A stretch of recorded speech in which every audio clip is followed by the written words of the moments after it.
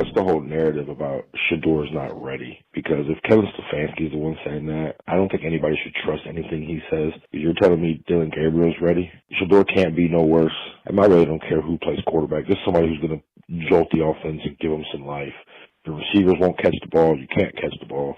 Kevin Stefanski throws 4 or 5 yard checkdowns every play. Jerry Jeudy had 1 target maybe yesterday, maybe 2, and you're paying this guy $20 million a year. So for Stefanski to say, well, Shedeur's just not ready, I don't trust anything Kevin Stefanski says. He got his job based off of half a season as an offensive coordinator. He's got more Coach of the Year awards than playoff wins. This dude has no clue what a ready quarterback looks like. You're telling us Dillon Gabriel's ready. He's a computer genius. He knows this, knows that. This dude is trash. Granted, your offensive line is trash. Your receivers are trash, so we don't know how good he really is. But we need an offensive jolt. And right now, Kevin Stefanski, you're just digging your grave in Cleveland, man, because the fans are fed up. We've had enough.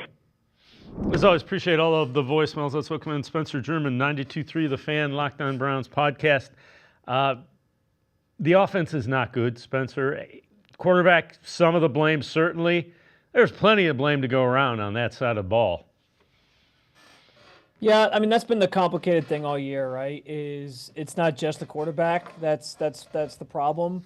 I understand why Kevin Stefanski wanted to make the change. There's really only so many things you can do when your offense is playing this poorly and when you don't have, like, there's no quick fixes, right? They're not fixing the offensive line midseason. That's an off-season thing. They're not fixing their wide receiver room necessarily midseason. Maybe they make a trade at the trade deadline here coming up to acquire a more proven wide receiver commodity. That's part of their future plans. I could see something like that happening.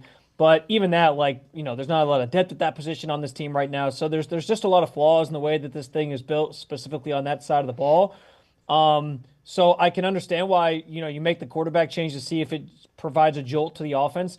I also think, at least up until last week, it was a positive from what the offense looked like previously, because at least Dillon Gabriel wasn't turning the ball over. That was the one thing that he could kind of hang his hat on was, yeah, you know, I might not be making these crazy plays downfield and the offense still might not be able to score much, but at least we're not giving the other team extra possessions. That kind of went away on Sunday, and that's why I do understand why people seem to be, as that caller was, you know, frustrated with the idea that they're going to stick with Gabriel and they kind of want to see more here, which we can get into, I know for sure. But yeah, listen, it's a much larger issue than just the quarterback position. I think that does need to be remembered here. Dillon Gabriel isn't doing anything exceptional that's allowing the offense to be better, or like worlds better.